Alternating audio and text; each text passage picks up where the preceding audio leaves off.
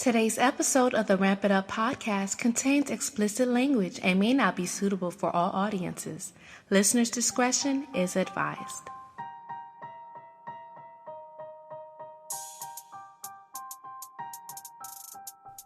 Ladies and gentlemen, you are listening to the Ramp It Up podcast with your host, Ronell Sinuis.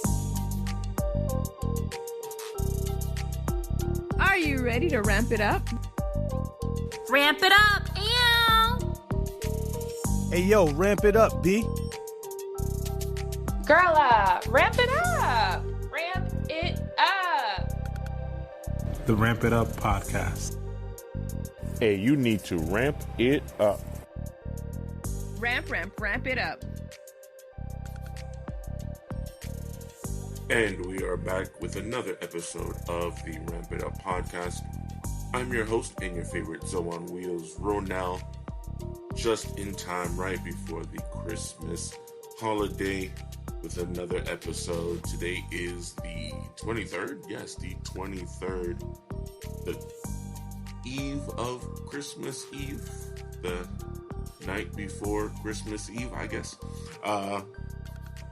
The month of December and just the year 2022 has gone by really fast, and here we are finding ourselves at the end, about to celebrate the winter holiday and then New Year's right afterwards. I pray that everyone's had a great year, a very productive year.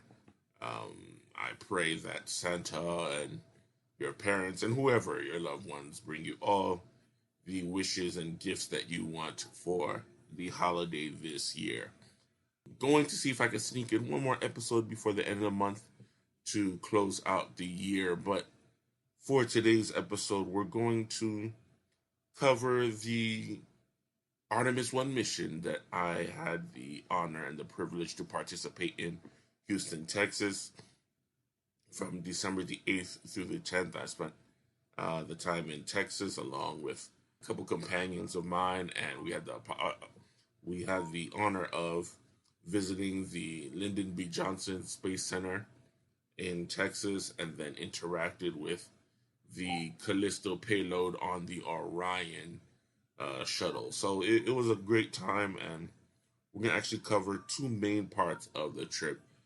If many of you guys were following some of my previous episodes, I talked about not having had traveled via plane since my injury. And, that was a bit of not a fear point, but an area of concern for me. So we're going to talk about the accessibility of the trip, from transportation, ground transportation, to flight, to the hotel itself.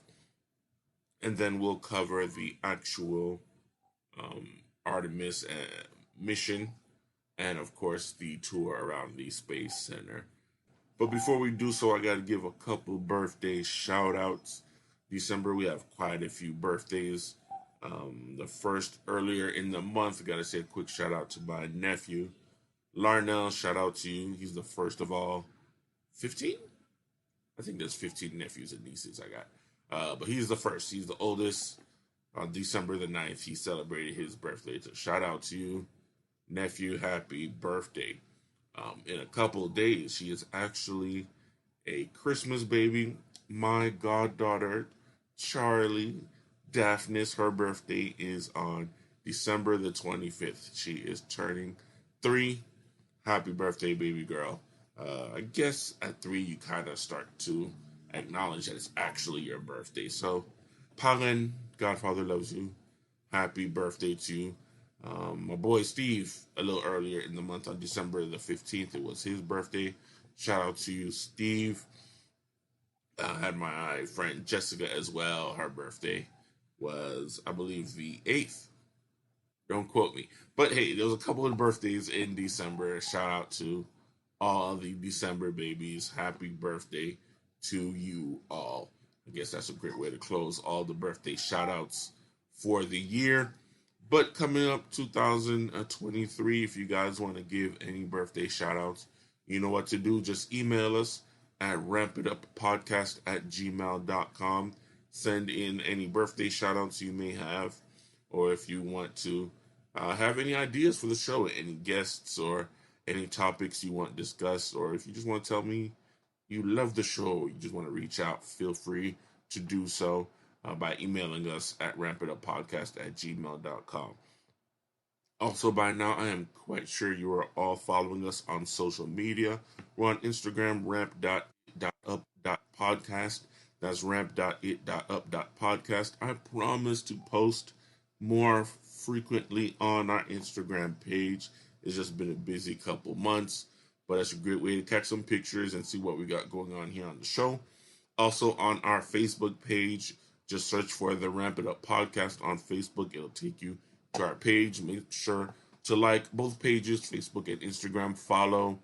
You interact, I interact back. Also, I hope you're following, you're subscribing to all of our platforms to listen to the show. We're all over the place. Apple Podcasts, Google Podcasts, Amazon Music, Spotify, a lot of the other smaller platforms. Wherever you enjoy listening to your podcasts, you will find us as well. Also on YouTube, we're consistently putting up videos on YouTube. Next year, I plan on having some more and expanding on some of the videos that I have on YouTube. But not only subscribe and follow, but make sure you rate the show. Give us a review, hopefully 5 stars. Let us know if you enjoy the show, how long you've been listening, and what you want to hear in the upcoming years. We really want your input, so let us know if you're enjoying the podcast. Next year will be the 4th season. My goodness. Without all of your support, without all of your feedback, I would not have made it to this upcoming 4th season. So thank you to everyone. Now we're going to talk a bit about the Artemis mission. Quick, overview of what the mission was. NASA, Lockheed Martin, WebEx, and Amazon all teamed up to launch a new shuttle, the Orion shuttle, to orbit the moon. And WebEx and Lockheed Martin and Amazon came in to create a different version of Alexa. It's called Callisto. And the purpose of the mission was to integrate the AI, the voice-controlled AI, into the shuttle to see if for future manned missions, they will be able to utilize the AI to assist the astronauts in, work on the shuttle, whatever they can do hands-free. So our participation, I say our as in myself, a gentleman by the name of Matthew, and a woman by the name of Mary, and a few others, including 2 names you may know, celebrities, Nick Jonas and Taraji P. Henson. We all got to interact with the Callisto payload while it was out in space. Unfortunately, Nick Jonas and Taraji were on different days, but I was able to come up with videos of their interactions at the Houston Space Center. So I'll make sure to put that in our episode notes so you guys could watch yourselves. But we were on the very last day of the mission on December the 9th. The Orion was scheduled to return back to Earth on the 11th, which was Sunday, and it was going dark Saturday before. So on the 9th was the very last day for myself and the other participants to interact with it. So there was a lot to do in preparation. If you remember, it was supposed to have launched since about the end of August, but due to mechanical malfunctions and later on bad weather, there were many scrubs to the actual launch until finally about mid-November, the Orion shuttle launched and it began its 26-day mission, which ended on the 9th. So it was great. It was exciting. A few other things happened in preparation. I actually had the pleasure of having a story done on me, one written by Steve Wright. He is a disability advocate, but he's also a writer. He writes for several different publications. He wrote a story that was published in a New Mobility magazine, but later on, our local news picked up this story about the upcoming Artemis mission before I actually flew out, and had a chance to sit down with the reporters and ask some questions, and they played it. So I'll put the link on here as well. And then the follow-up story after I came back, also by Steve Wright, was published in the Miami New Times. So it's been exciting. It's been a fun couple weeks. I had a couple interviews. We A few people who've been interested in the actual mission have reached out. And again, I really didn't realize that it was such a big deal nationally. So I'm honored, and I'm sure the other participants have gotten similar attention in their states and where they're from as well. But it's just been, I've just been very fortunate and blessed to have been part of not only just the Artemis mission, but a historical event. It was 50 years since the last mission to the moon. They plan on following up with Artemis 2 and Artemis 3. Artemis 2 being a manned mission where they will just orbit, not just, but they will orbit the moon again. And then Artemis 3, where they plan on landing on the moon. And the goal is to have the first female astronaut on the surface of the moon and the first person of color.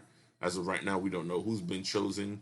But, just out of curiosity, I'll keep up. These are projects that will be happening in the future, maybe about 5 years out. So NASA, Amazon, if y'all need me, you already know to reach out to your boy. I'll definitely take my wheels up to the moon if you need me up there.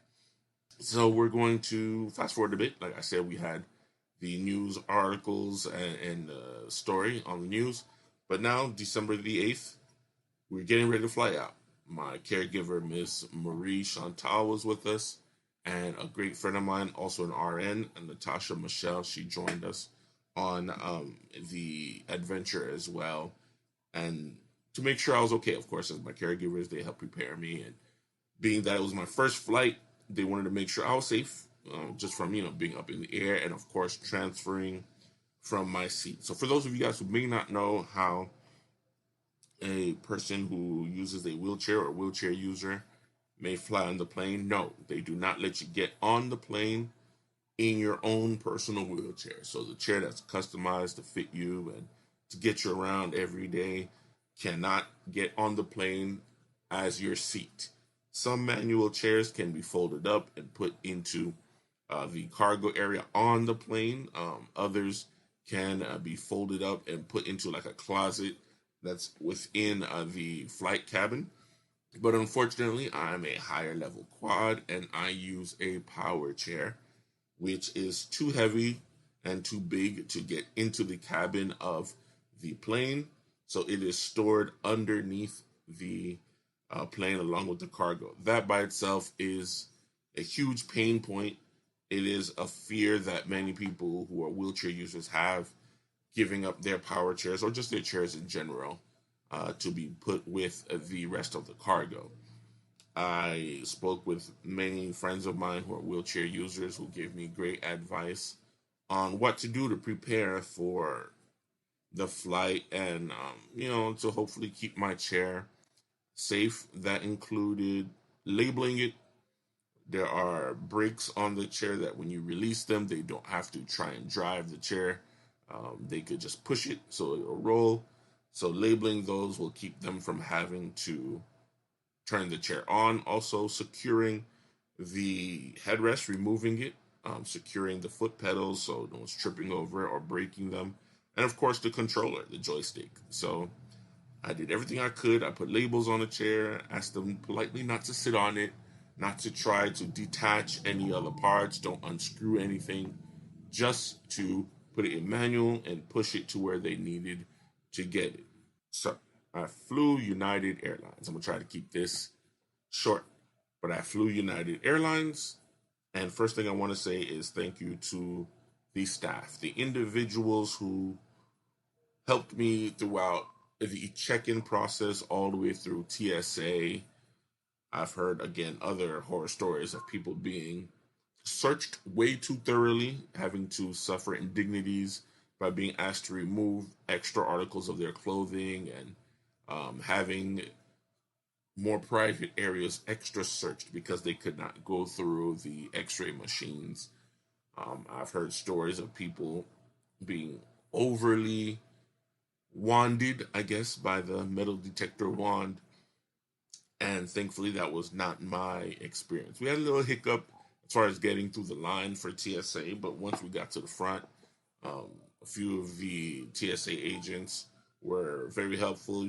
All our belongings went through the x-ray. They pulled me aside. They asked me if I wanted a private room or if I did it publicly. I didn't plan on getting naked. So I said, yeah, we could do it publicly. So the agent just went ahead and did a cursory pat down, and of course they used the metal detector wand to make sure I wasn't hiding anything on my person, and they used chemical swabs to make sure I wasn't smuggling cocaine or nothing crazy. But again, it was very typical. It wasn't anything excessive. They were very respectful and helped me get through the lines because of the wheelchair. And once we were done, we made it to the gate. At the gate, after notifying everyone during check-in and during TSA, and again at the gate that I would need assistance to transfer, this is where things got a bit rocky. And it was similar for my flight to Houston and my flight coming back home. So it does not seem the airlines or the airport have a designated team to help you transfer into the aisle chair.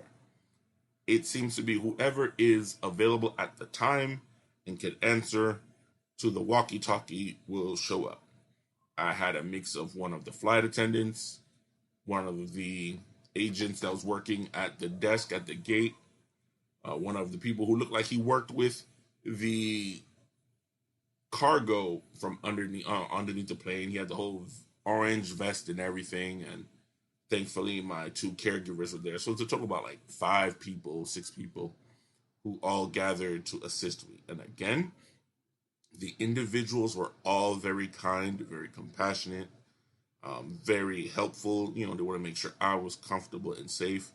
But to be honest, they don't seem to be properly trained to help anyone transfer from a chair, their own wheelchair, the aisle chair.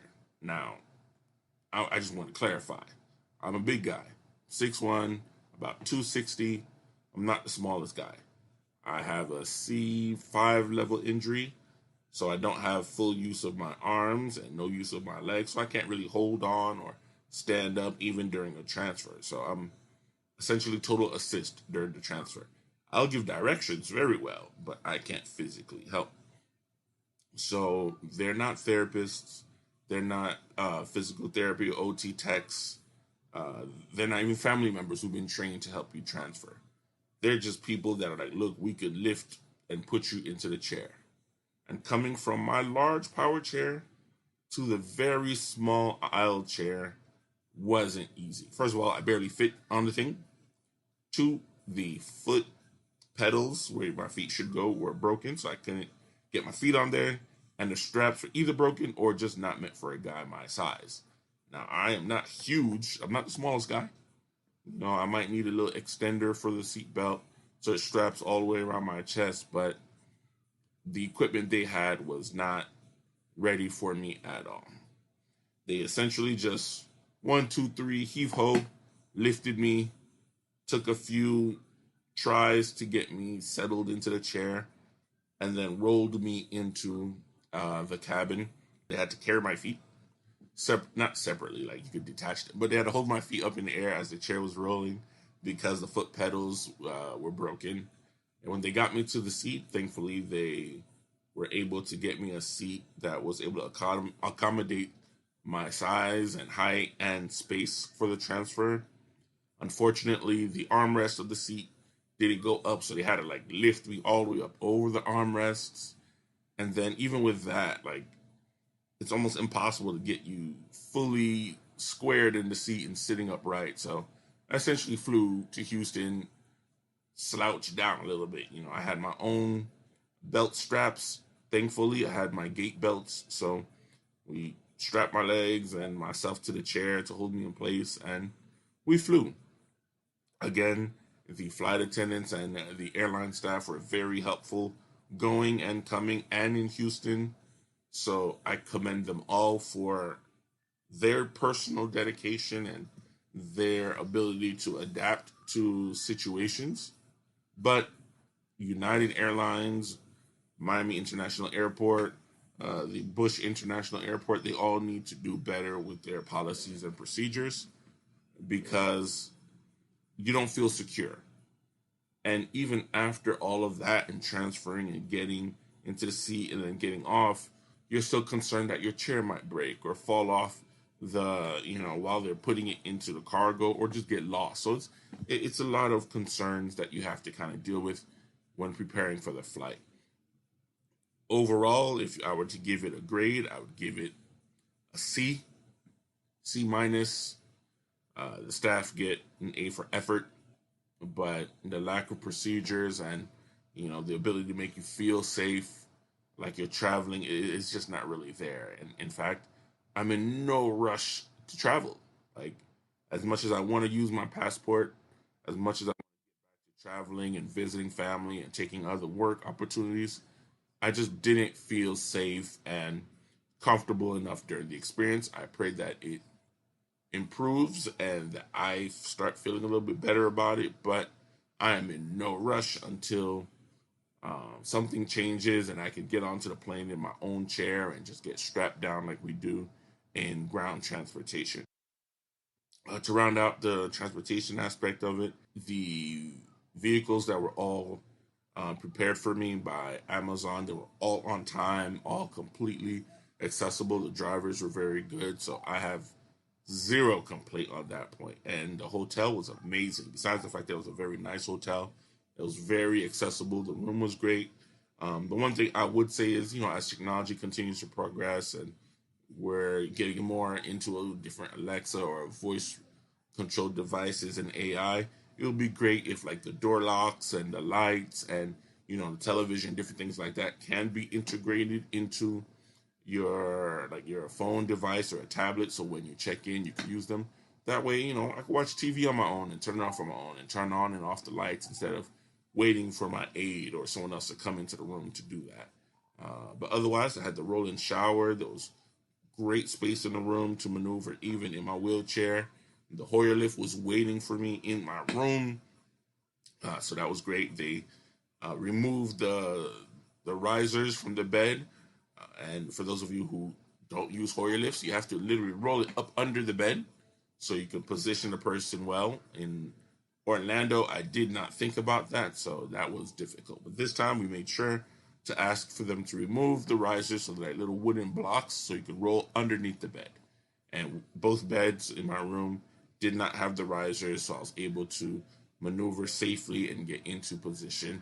We had a great view. It was an amazing hotel, 24 floors. Even the pool, which I was so excited to find out, but unfortunately didn't get a chance to use it, on the 24th floor, the pool had 2 lifts for me to get into the water, or anyone who were wheelchair users or who needed assistance to get into the pool. There was one on the shallower end or on the more shallow end, and one for the deeper end of the pool. So as far as accessibility goes, I give the hotel an A, unless there are other things I have to learn, but either way, it was great. So that's where we stand for the accessibility of travel and my hotel stay. Now, the good stuff, the NASA experience. First of all, there was about 15 of us total on the actual tour. Me and my posse, my entourage. Matthew, his father. Matthew was an 18-year-old young man who was blind. And him and his father, Ken, great guy, very nice. Mary, she works for a disability organization that focuses on the elderly who are dealing with mobility and other disabilities. So her and her crew, I think it was about 4 of them in total, they all came. And a few other people, of course, the Amazon team and a few other folks were all on a tour. We were able to tour a training facility at the Houston Space Center. It essentially had models of the International Space Station, not the entire space station, but just models of certain portions of the station where astronauts from across the world or across the 15 countries that participate in the International Space Center literally come and train. And while we were there were some training classes going on. So it was really cool. We took the tour. It was about 2 hours. We had 3 great tour guides that took us around the entire facility, showed us not only the Orion shuttle that we were, of course, going to interact with, Callisto. They showed us a mock-up of it. They showed us other shuttles, just gave us great background information about the NASA program. Personally, one thing that really stood out to me was, and don't laugh at me, guys. I grew up in Florida, so I know about the Kennedy Space Center. As a kid, we went to visit it. I think it was a church field trip, but we went to visit the Kennedy Space Center, and that was the only space center I knew of in existence. Yeah, in the movies, they're like, Houston, we have a problem, and you see that. I always thought that was just movies. I didn't know it was real. So I found out, of course, the Houston Space Center was real. So as far as I knew, there were two NASA facilities. Wrong. There are 10. 10 NASA facilities across the United States. Don't ask me to remember where they all are. I think like California has like 2 or 3, and there's other ones. But each one specializes in something different. Some are like the Kennedy Space Center, where they launch shuttles. Some are like Houston, where they have the mission controls, and others are just training facilities. So, again, it was just great seeing how technology being used in the mission control centers have evolved and continue to evolve, and just finding out some of the work that these people do, or the astronauts and the researchers do while up in space. Some live in the space station for 6 months, others up to about a year. And when they come back, they have to do physical therapy to kind of reacclimate to their bodies here under normal Earth gravity. So it was just a lot of interesting, nerdy stuff. I took some great pictures. I'm going to put them up on our Facebook page so you guys could enjoy them. There's some on Instagram. Go ahead and take a look. But now it was time to go to the Mission Control Building for the interaction with Callisto. Now, we went up in one at a time, but, with our own groups. And I was the tail end of the experience. And it just felt, very surreal. It felt like every science fiction government space movie brought to life. And it felt like we were part of that movie. Like we were going down a long hallway with just doors. The building had no windows, and we needed ID cards to get through secured access locations. And so it felt really cool. It felt like we had what's like higher than VIP access, It just felt very secure and top level. So it, felt kind of like a big shot going through. And as you got there, they had a big old welcome sign for me. It had my name on there. And we went into the mock-up room. So I want to make sure I explain this right. Mission Control is a big room with like 20 desks with computer monitors everywhere and different people sitting at the desks, all working on different aspects of the launch. When it's a manned mission, there are doctors in there making sure vital signs are okay. There are agriculturalists making sure whatever they're growing on the ship is doing well. There are, of course, the engineers there making sure different aspects of the shuttle's okay at levels of different people, some in charge of communications, and there's just a whole lot of desks and computers with numbers on there. We're able to take photos of that as well. So, for the Artemis 1 mission, our Callisto interaction, they made a smaller version of the mission control room with one desk, a couple monitors, about 4 engineers in the room, and then like a large screen in front so we could monitor what was going on in the shuttle. That's where myself and Kelly, she was the facilitator of the event, went. There was also a mock-up version of that room where we did the training. They kind of showed me how to interact with Callisto, and that's where my guests kind of had to stay back while we were doing the main interaction. One word to describe the experience was mind-blowing. I was looking out into space. Yes, of course, it's through monitors, but it's different when you're watching like a documentary on space, or, if you're at a museum and you're seeing videos and stuff, versus in a room looking through the camera on an actual shuttle. We're looking into the darkness of space from where the shuttle was actually pointed. We were pointed like towards the sun.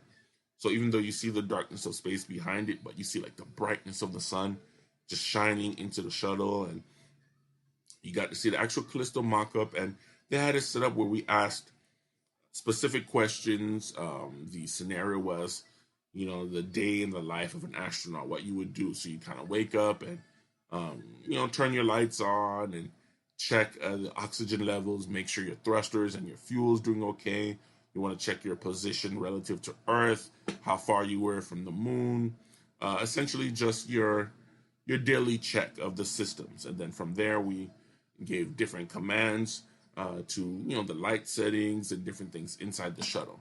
What I really did enjoy, there is a function with Callisto and just their connection, their controls where they can video call back home. So if they have friends, family, their children, while on a mission, they could video call. And that's what we did. So from where we were sitting, we video called the shuttle.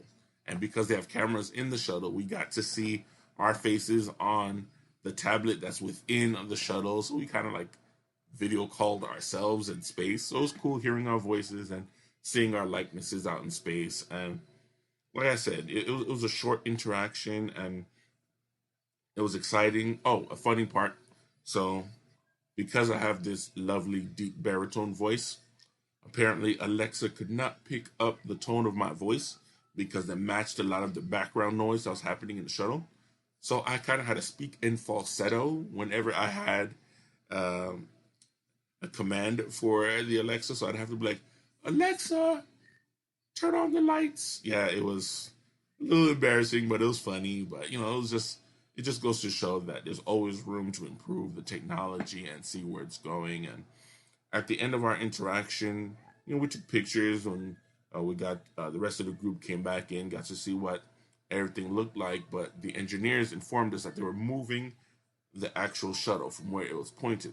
And if we paid attention to the screens, we'd get to see it moving. And we did. We watched them rotate it away from facing the sun, and then the entire shuttle just went dark because they're now facing the darkness of space. So it was just like really cool. And I'm a big nature fan, and it just felt like a grander form of nature, just seeing space and seeing Earth from, the space perspective and seeing the moon. And it just made us feel real small in the grand scheme of things, that there's so much more going on around us. And, we're small. We can make great contributions and we can do great things, but compared to the vastness of space or the size of the planet we're on, the moon, we are pretty small. So it just felt cool, and it kind of brought me, it was like a spiritual feeling.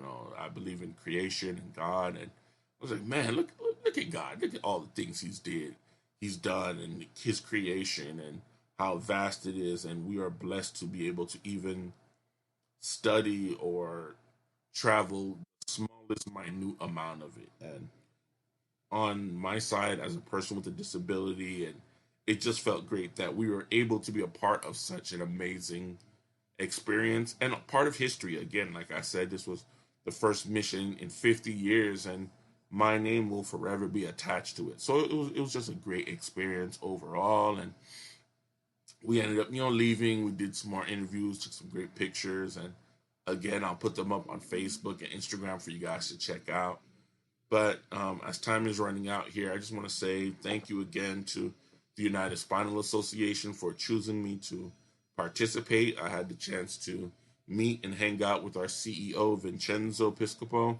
He was also in Houston for the experience. We took some pictures together, and we talked about, the future of travel as far as it comes to airlines. We talked about the future of technology and how it'll be more helpful to people with disabilities, and of course, United Spinal as a whole. And thank you to Amazon for choosing United Spinal, and keep me in mind if you have any other activities going on. I would love to do something like this again, locally or taking a flight, whatever you got to do. No matter how scary it is, the experience itself just overshadowed any negatives that kind of came along with it. So thanks, guys, for supporting me through it, for all the people who shared the articles and the news stories and all the well wishes and everything. This wasn't because I'm some super great person or because I'm super smart. I was blessed. God